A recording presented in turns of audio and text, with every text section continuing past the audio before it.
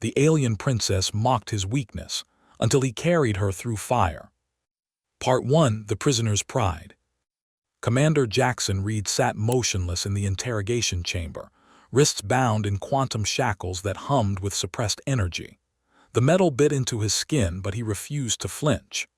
Around him, the obsidian walls of the Vel'kari battle cruiser pulsed with bioluminescent veins, casting everything in an eerie violet glow. He'd been a prisoner for 3 standard weeks, and every day brought the same routine: interrogation, mockery, and the voice. That voice belonged to Princess Zara'keth, heir to the Vel'kari Supremacy, a civilization that had conquered 17 star systems before encountering humanity.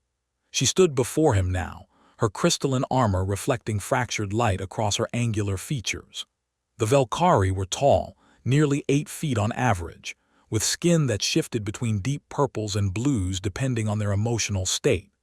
Zara'keth's skin currently displayed streaks of amber, amusement mixed with contempt.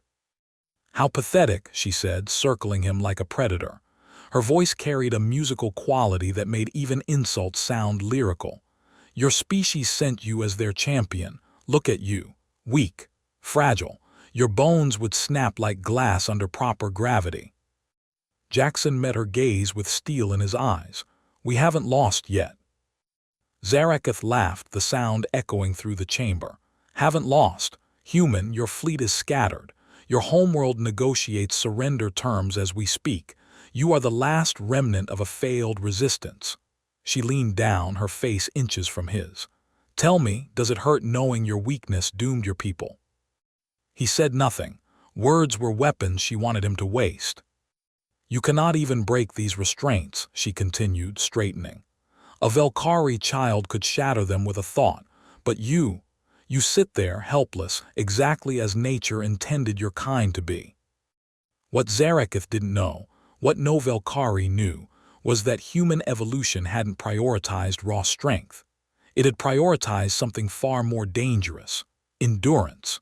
The ability to outlast, to survive what should kill, to push beyond every rational limit.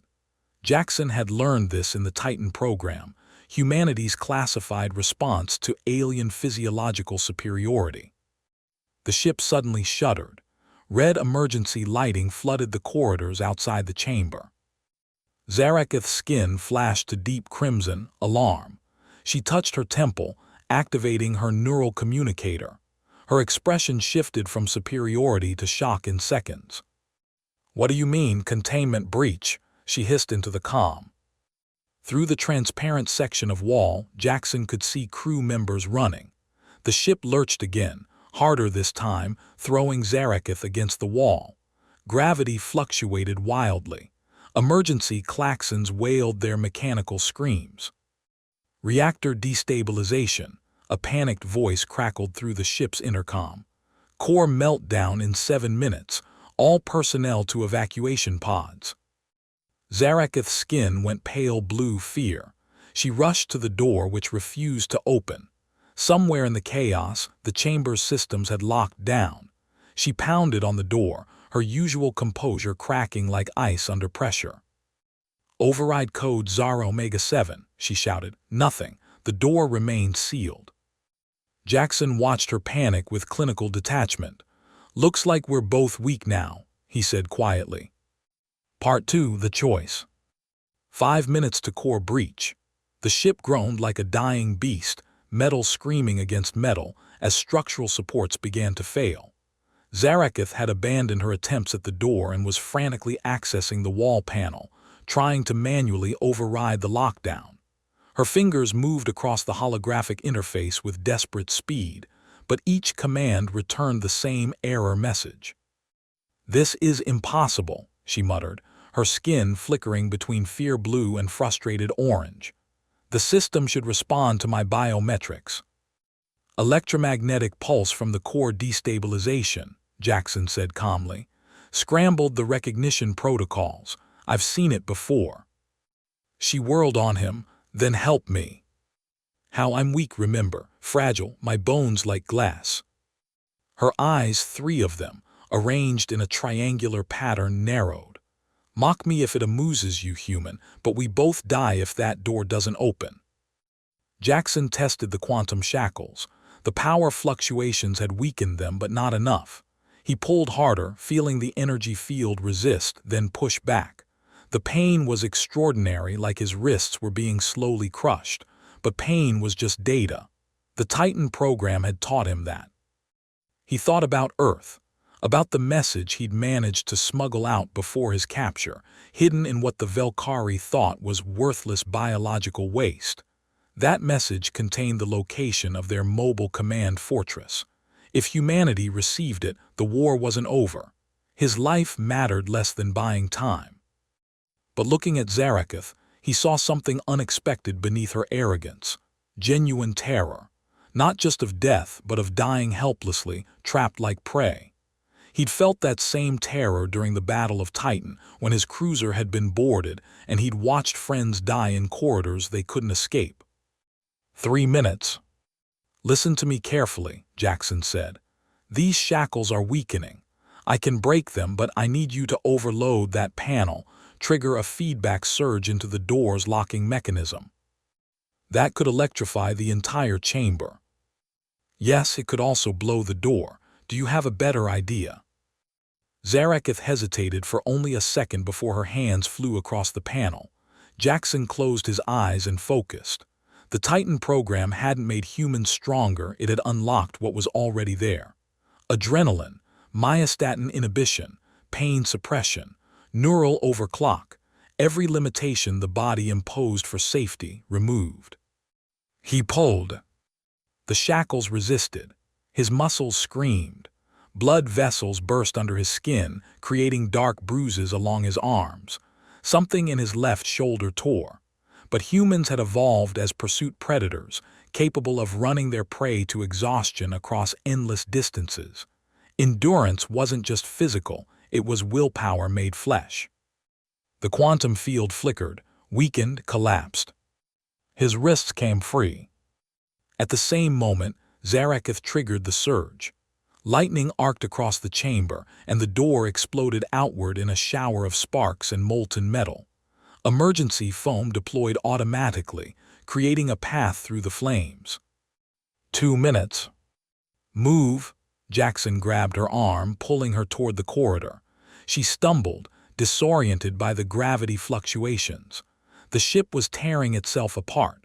Sections of floor were beginning to glow red-hot as the reactor's heat spread through the superstructure. They ran. Or rather, Jaxon ran while pulling Zara'keth, who was clearly struggling in the chaotic environment. The Vel'kari had evolved on a low-gravity world with stable conditions. Their bodies were built for precision and strength in controlled environments, not survival in chaos. A support beam collapsed ahead of them, blocking the corridor. Through the gap above it, Jaxon could see the evacuation bay. But the gap was narrow and fire licked at its edges. The pods are through there, Zara'keth gasped, but we cannot. Jaxon didn't let her finish. He grabbed her around the waist and lifted. Every fiber of his being protested. She had to weigh at least 300 pounds in Earth gravity, more in the ship's current fluctuating field. His shoulder, already damaged, sent white-hot signals of agony to his brain. He ignored them all and jumped. Part 3. Through the Inferno. Time became elastic as Jaxon sailed through the gap, cradling Zara'keth's body against his chest. Fire scorched his back, igniting his uniform. The heat was unbearable, like being pressed against a star. His skin blistered instantly, but he kept his grip firm, twisting midair to take the impact on his own body as they crashed through to the other side. They hit the deck hard. Jaxon rolled, smothering the flames on his back while keeping Zara'keth shielded. The princess stared at him with an expression he'd never seen on a Vel'kari face, complete and utter shock. Her skin had gone platinum white, a color he didn't recognize. 1 minute. Get to the pod, Jaxon rasped, shoving himself to his feet. His legs wobbled but held. The evacuation bay was ahead, its entrance rapidly sealing as the ship's automated protocols kicked in. 3 pods remained, their launch tubes already glowing with activation sequences. Zara'keth tried to stand but collapsed. The impact had damaged one of her legs, or perhaps the stress of the gravity fluctuations had. Either way, she couldn't walk. "Leave me," she said, and for the first time her voice held no superiority, only resignation. "You cannot carry me further. Save yourself." Jaxon looked at the pod, then at her. Every rational calculation said she was right. He was injured, exhausted, operating on reserves that would kill him if he pushed much further. The smart play was to run, to survive, to continue the fight. But humans hadn't become the dominant species on Earth through smart plays alone. They'd done it through something the Vel'kari would never understand: the ability to make choices that defied logic, to act against self-interest for reasons that couldn't be quantified. He'd made a choice on Titan Station too. He'd chosen to stay behind, to hold the line so others could escape. That choice had led to his capture, to torture, to mockery. And he'd make the same choice again. "Not happening, Princess." 45 seconds. Jaxon bent down and hauled Zara'keth onto his shoulders in a fireman's carry. Her weight nearly drove him to his knees. The burns on his back screamed as her body pressed against them. His damaged shoulder made ominous grinding sounds. But he'd run marathons with stress fractures, completed deep space EVAs with radiation poisoning, and fought off Vel'kari shock troops for 18 hours straight during the Battle of New Sarajevo. This was just one more impossible thing to survive. He ran. The corridor had become a tunnel of flame. Molten metal dripped from the ceiling. The air itself seemed to be burning, scorching his lungs with each breath. Zara'keth's body shielded his head from the worst of the falling debris, while he navigated the collapsing infrastructure with the kind of focus that only comes when death is counting down in seconds. 30 seconds. The entrance to the evacuation bay was 10 meters away. 8, 5. The door began its final seal sequence, grinding downward. 3. Jaxon dove. They slid across the deck plating, passing under the door with centimeters to spare. It slammed shut behind them with the finality of a tomb sealing. Jaxon didn't stop moving. He dragged them both to the nearest pod, threw Zara'keth inside, and tumbled in after her. The pod's AI immediately recognized royalty and began emergency launch. 20 seconds. "Brace," the AI announced in melodious Vel'kari. The pod shot down its launch tube like a bullet from a gun, pinning them both against the acceleration couch. Through the small viewport, Jaxon watched the battle cruiser recede, a massive obsidian shape against the stars. 10 seconds. Zara'keth reached out and grabbed his hand. Her skin had shifted to a color he'd never seen, soft gold, warm and grateful. 5 seconds. The cruiser vanished in a sphere of white light as the reactor achieved criticality. The shockwave caught their pod, sending it spinning wildly through space. Warning lights flashed.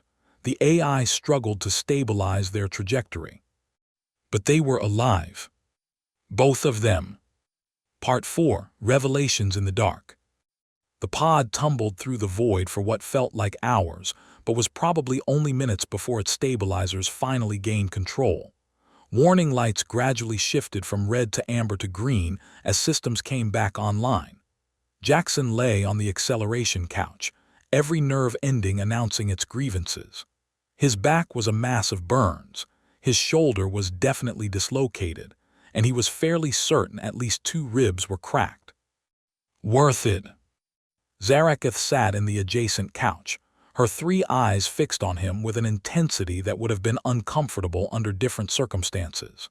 Her skin continued to display that warm gold color, occasionally flickering with streaks of deep blue, something between gratitude and confusion. "You should have left me," she finally said, her musical voice subdued. "By every tactical calculation, you should have saved yourself." Jaxon managed a painful laugh. "Yeah, well, humans are bad at math." "This is not humor. You risked your life, threw away your chance of escape for someone who has spent weeks tormenting you, who mocked your species, called you weak, questioned your worth. Her skin shifted to troubled violet. Why? He closed his eyes, trying to will the pain into submission. Because you were wrong about humans. We're not weak.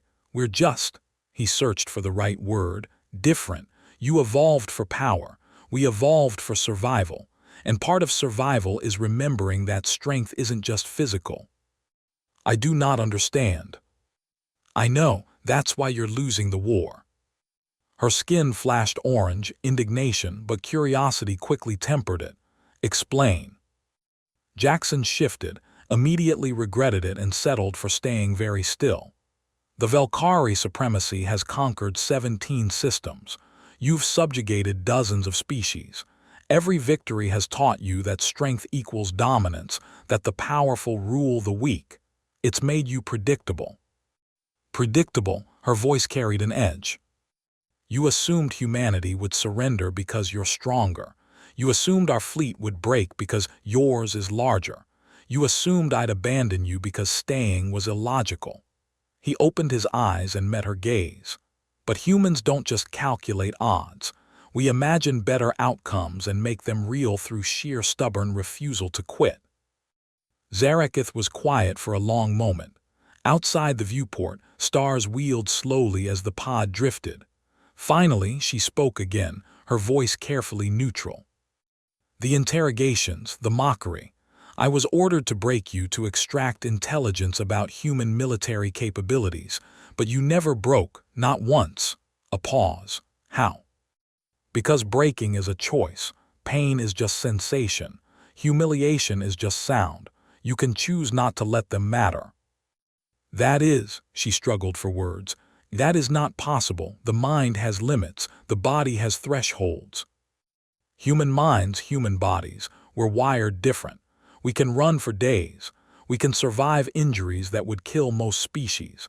We can function with less sleep, less food, worse conditions than almost any other sentient race we've encountered. He managed a slight smile despite the pain. Evolution made us the most obnoxiously persistent species in the galaxy. Her skin shifted through several colors: consideration, doubt, reluctant acknowledgement. If this is true, why did your people not simply overwhelm us with this endurance? Because we're also compassionate idiots who keep hoping for diplomatic solutions. Jaxon's voice carried a hint of bitterness. We spent 18 months trying to negotiate with your supremacy. 18 months of talks while you positioned your fleets. We wanted peace.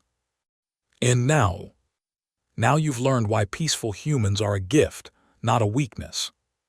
The pod's AI interrupted their conversation with a gentle chime. Approaching debris field, detecting multiple life signs, requesting guidance, Your Highness. Zara'keth straightened, her royal bearing reasserting itself. Display. A holographic projection filled the pod's interior. Dozens of escape pods drifted among the wreckage of the destroyed cruiser, each broadcasting distress signals. But there was something else. Human vessels, sleek and predatory, moving through the field like sharks. Your fleet, Zara'keth observed, her skin flashing with alarm. They will destroy the survivors. Probably, Jaxon agreed. Standard military protocol. Don't leave enemy combatants capable of regrouping. She turned to him, and in her alien features he saw naked desperation. You must stop them. I can command the survivors to stand down, to surrender. But if your fleet attacks before... Why should I? The question came out harsher than he intended, but weeks of captivity had earned him some edge. Your people showed no mercy at New Sarajevo, at Titan, at the Kepler colonies. Because you are better than us. The words hung in the air between them, simple and devastating. Zara'keth's skin had gone pure white, complete vulnerability, no deception possible in Vel'kari physiology. Please, she added, and the word seemed to cost her everything. Jaxon stared at her for a long moment. Then he accessed the pod's communication array, wincing as the movement aggravated his injuries. Part 5, The Burden of Mercy. This is Commander Jaxon Reed, Service Number Hotel Uniform November 7742, broadcasting on emergency frequency. His voice crackled through the comm system, reaching out across the debris field, requesting immediate contact with ranking human officer. The response came within seconds. Commander Reed, this is Captain Williams aboard the UHNS Relentless. We have you on sensors. Your status: alive, injured, and requesting you hold fire on Vel'kari survivors. A pause. Say again. You want us to hold fire? Affirmative. I have Princess Zara'keth, heir to the Vel'kari Supremacy, in this pod. She's willing to order a full surrender of all personnel in this debris field. That's potentially valuable intelligence and a significant diplomatic asset. Another pause, longer this time.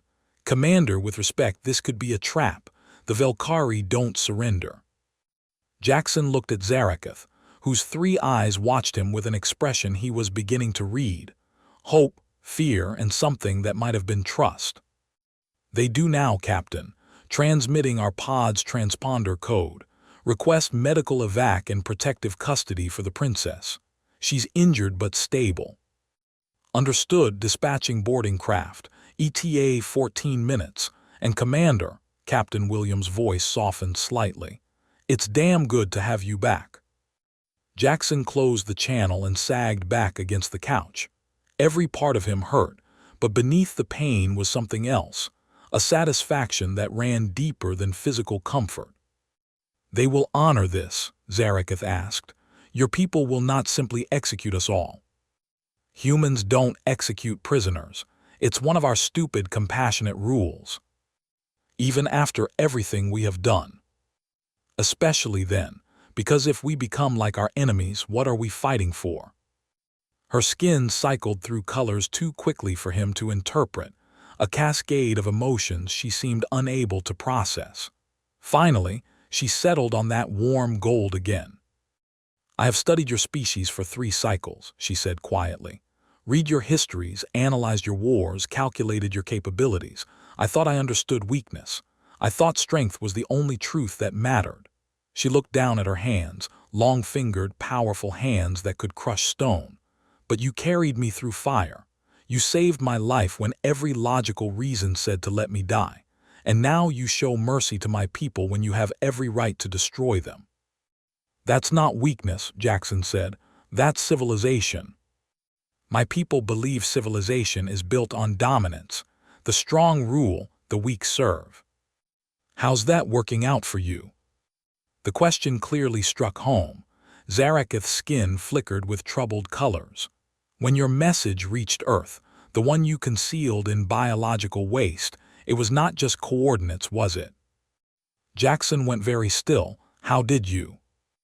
I'm not merely a princess by birth, Zara'keth continued, her skin shifting to contemplative silver.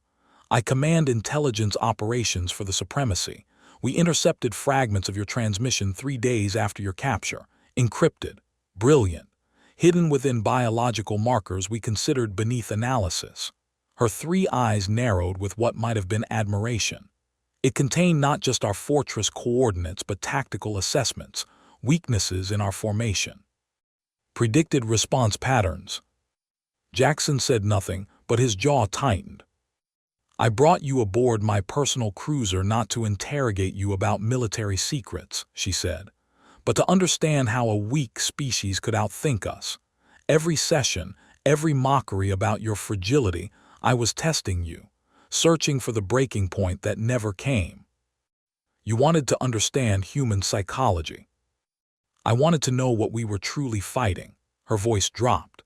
And today, in those final minutes before the core breach, I learned. You could have let me die. Your strategic value increases with my death. One less enemy commander, chaos in our succession, potential civil war in the Supremacy. She leaned forward despite her injured leg. But you chose differently, not out of weakness, out of something we Vel'kari have never possessed. And what's that? The strength to be merciful when cruelty would be easier. Before Jaxon could respond, the pod shuddered as a docking clamp engaged. Through the viewport, he could see the angular form of a human boarding craft, its hull scarred from recent battles. The airlock cycled with a hiss of equalizing pressure. Captain Williams entered first, a tall woman with iron-gray hair and eyes that had seen too many wars. Behind her came a medical team and 4 armed Marines, weapons trained on Zara'keth. "Stand down," Jaxon ordered immediately. "She's injured and surrendering peacefully." Williams studied them both, the burned, battered human and the alien princess with golden skin. "Commander, we need to debrief you, and the prisoner needs to be secured." "She's not a prisoner, she's under my protection." The captain's eyebrows rose. "Commander." "She saved my life, Captain. During the evacuation, she could have sealed the pod and left me behind. She didn't." It wasn't entirely true, but the truth was more complicated than he could explain with cracked ribs. "I'm invoking Article 7 of the Uniform Code. She's a diplomatic contact under military protection." Williams clearly didn't like it, but she nodded.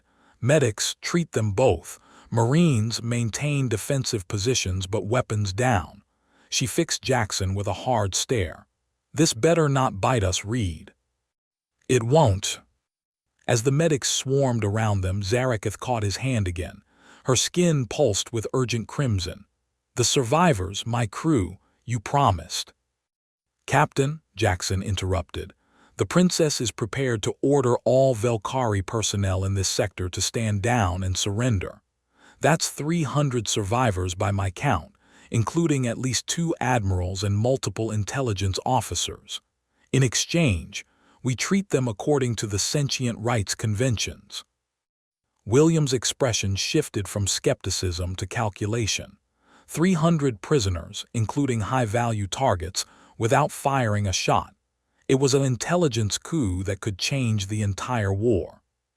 "Princess Zara'keth," Williams said formally, "if you order your people to surrender, the United Human Navy will guarantee their safety and treatment according to interstellar law. You have my word as a ranking officer." Zara'keth looked at Jaxon one more time. He nodded. She activated her neural communicator, broadcasting on all Vel'kari frequencies. "This is Princess Zara'keth of the Blood Royal, Supreme Commander of the 7th Fleet. To all surviving personnel, you are ordered to stand down and surrender to human forces. Disable all weapons systems and await boarding. This is not defeat, this is survival. Comply immediately." The response was instantaneous. Across the debris field, Vel'kari pods began broadcasting surrender codes. The human vessels, which had been circling like predators, shifted into recovery formation. "Well," Williams said softly, "that's a first." Part 6, The Aftermath. 6 hours later, Jaxon sat in the medical bay of the UHNS Relentless, his back wrapped in regenerative gel bandages and his shoulder locked in a stabilization brace. The medics had pumped him full of enough painkillers to drop an elephant, but he'd refused sedation. Too much still needed his attention. Captain Williams entered, carrying 2 cups of coffee, real coffee, not the synthetic swill that usually passed for it on military vessels. She handed him one and settled into the chair beside his bed. "The Admiralty is losing their minds," she said without preamble. "Half want to give you a medal.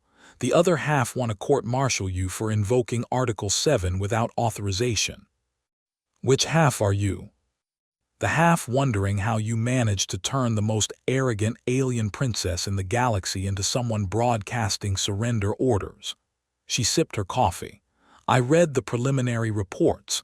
You carried her through a collapsing ship, took burns that should have killed you, all to save someone who'd been torturing you for weeks." "She wasn't torturing me, she was testing me." "That's a distinction without a difference, Commander." Jaxon shook his head. "It's the only difference that matters. She wanted to understand us. Torture is about breaking someone, testing is about learning." He paused. "And apparently she learned something important. That humans are suicidally selfless. That mercy is strength, not weakness." Williams snorted. Try selling that to Command. They want her interrogated, dissected for intelligence, used as leverage against the Supremacy. She's already volunteered everything. Fleet positions, tactical doctrines, political structures. She's been talking for 4 hours straight. Jaxon met the captain's eyes. She wants to end the war, Williams. She thinks her people have been fighting the wrong battle. And you believe her? I believe she's capable of change. I saw it happen. He gestured with his coffee cup. The Vel'kari think strength equals dominance. They've built an entire civilization on that principle. But today, she encountered something her worldview can't explain, someone who chose the hard right over the easy wrong. It broke her paradigm. Paradigms don't shift in 6 hours, Reed. No, but cracks appear in minutes, and through those cracks, new light gets in. Before Williams could respond, the medical bay door opened. Zara'keth entered, escorted by 2 Marines and walking with the aid of a mobility brace on her injured leg. Her skin was a subdued blue-gray, neutral, respectful. The medics had treated her wounds, and someone had given her a simple gray garment to replace her destroyed armor. She looked smaller somehow, less imperial, more mortal. "Commander Reed," she said formally, "I have been granted permission to speak with you before I am transferred to the diplomatic vessel." William stood. "5 minutes, Princess. We're on a schedule." She left, the Marines taking positions outside the door. Zara'keth approached the bed slowly, her 3 eyes studying him with that unnerving intensity. "Your medical staff is remarkably skilled. They repaired my leg in hours. On our vessels, such injuries require days of regeneration.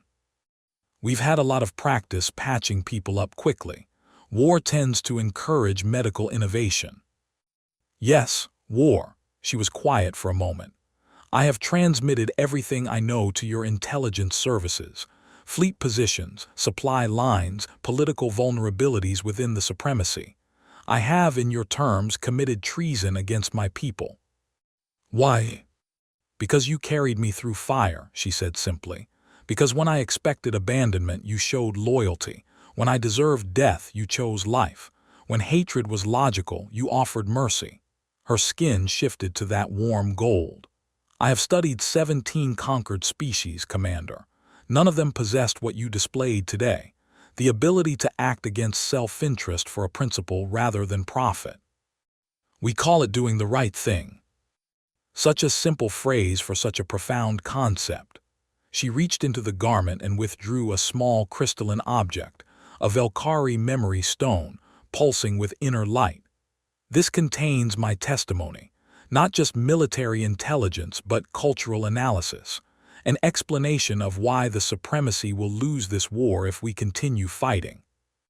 Jaxon took the stone carefully. It was warm to the touch, vibrating slightly. "You really believe that?" "I know it because I have seen what you are." She leaned closer, her voice intense. "Humanity is not strong because you endure. You are strong because you hope, because you believe tomorrow can be better than today, and you sacrifice present comfort for future possibility. The Vel'kari have never understood hope. We understand only dominance and submission. You're hoping right now for peace." Her skin flickered with surprise, then settled into thoughtful silver. "Perhaps you have infected me with your madness." "Welcome to being human. It's terrifying and beautiful in equal measure." Zara'keth straightened, her royal bearing reasserting itself. "I will be taken to your diplomatic corps. I will testify before your councils. I will use my position to advocate for peace." She paused. "But I do not know if my people will listen. The Supremacy has never negotiated as equals." "Then teach them. You learned today they can too." "And if they refuse, if they see my surrender as weakness?" Jaxon met her gaze steadily. "Then humanity will do what we've always done. We'll survive. We'll endure. We'll outlast every threat until our enemies realize that breaking us is impossible." He softened his voice. "But I'd rather not. I'd rather find a way forward that doesn't require more people to die." "As would I." She turned toward the door, then looked back. Commander Reed, in Vel'kari culture, we have a concept, Kethrazin. It means a debt that transcends calculation, a bond formed through survival. You have Kethrazin with me now. If you ever require aid, if your path ever crosses mine again, you need only ask. I'll remember that, princess. She left, her escorts falling in around her. Through the closing door, Jaxon could hear Williams issuing orders for transfer protocols. He sat alone in the medical bay, turning the memory stone over in his hands. Through the viewport, he could see the debris field, wreckage from the battle, but also the pods containing surrendered Vel'kari, being collected peacefully rather than destroyed. Maybe Zara'keth was right. Maybe hope was humanity's real strength. The crazy, illogical belief that enemies could become allies, that understanding could replace hatred, that carrying someone through fire might save more lives than leaving them to burn. His communicator buzzed. A message from Admiral Chen, brief and cryptic.